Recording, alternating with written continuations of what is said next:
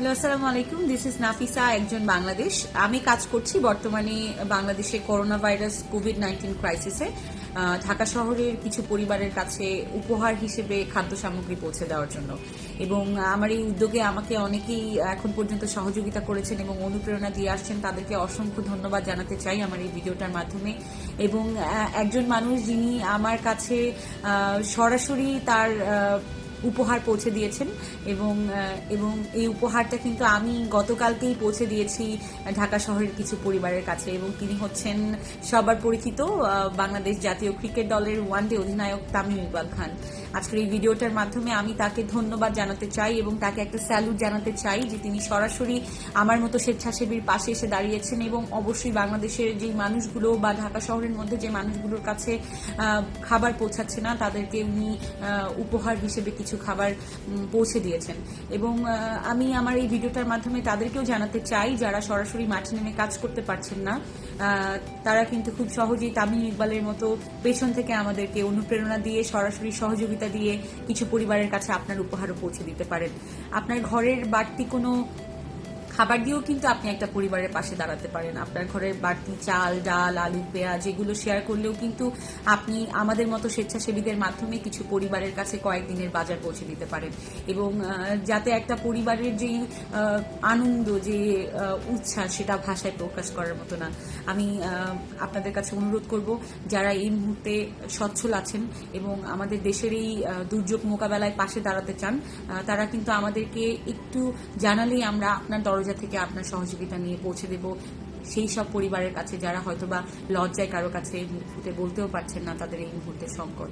So Tamim Iqbal খানকে আবারও ধন্যবাদ এবং আবারও ধন্যবাদ তাদেরকে যারা পেছন থেকে আমাদের মতো স্বেচ্ছাসেবীদের পাশে দাঁড়াচ্ছেন এবং আমাদেরকে অনুপ্রেরণা দিয়ে যাচ্ছেন। করোনা ভাইরাস কোভিড-19 ক্রাইসিস পুরো বিশ্বের ক্রাইসিস এবং আমরা জানি বাঙালির সাহসী জাতি হিসেবে গোটা বিশ্বে পরিচিত। সো আমাদের পক্ষে সবাই একসঙ্গে এই করোনা ভাইরাস মোকাবেলা একদমই কঠিন কিছু নয়। সো আমরা এটা মোকাবেলা করবো ইনশাআল্লাহ। আমার অনুরোধ, সবাই নিজের পরিবারের স্বার্থে ঘরে থাকবেন, দেশের স্বার্থে ঘরে থাকবেন। আর আমাদের মতো স্বেচ্ছাসেবীরা কিন্তু আপনাদের জন্য মাঠে আছে। আর আমাকে জানাতে ভুলবেন না আপনার আশেপাশে কারা এই মুহূর্তে খাদ্য সংকটে আছে। আমি পৌঁছে যাব আমার সিএনজি চালিত অটোরিকশা নিয়ে আপনার দরজায়। ধন্যবাদ। ঘরে থাকুন, ভালো থাকুন, সুস্থ থাকুন। আসসালামু আলাইকুম। আল্লাহ হাফেজ। আসসালামু আলাইকুম। আমি মুশফিকুর রহিম বলছি।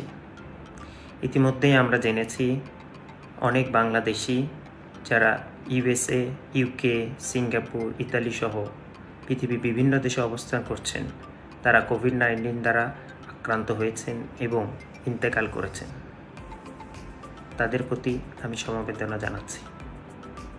এবং স্পেশালি যারা সিঙ্গাপুরে বাংলাদেশিরা আক্রান্ত হয়েছেন তাদেরকে একটা মেসেজ দিতে চাই, আর সেটি হলো, যেহেতু আপনারা কোভিড-19 দ্বারা আক্রান্ত, সুতরাং আপনারা অবশ্যই আগে সুস্থ হন।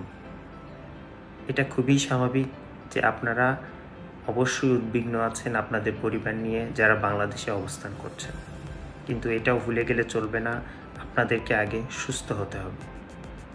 আর সুস্থ হওয়ার জন্য দরকার সামাজিক দূরত্ব বজায় রাখা, নিরাপদ থাকা এবং সকল নিয়ম আইন শৃঙ্খলা মেনে চলা। আপনারা সবসময় আমাদেরকে ইন্সপায়ার করেছেন এবং সবসময় দোয়া করেছেন যাতে আমরা ভালো ক্রিকেট খেলা আপনাদেরকে উপহার দিতে পারি। ঠিক সেভাবেই আপনাদের পাশে আমরা সবাই সবসময় আছি এবং আপনারাও মনকে শক্ত করুন, সাহস রাখুন, আল্লাহর উপর ভরসা রাখুন। ইনশাআল্লাহ খুব তাড়াতাড়ি এই মহামারী থেকে আমরা সকলেই পরিত্রাণ পাব। আমরাও আপনাদের জন্য দোয়া করি, আপনারাও আমাদের জন্য দোয়া করুন। ভালো থাকুন, সুস্থ থাকুন। আল্লাহ হাফেজ।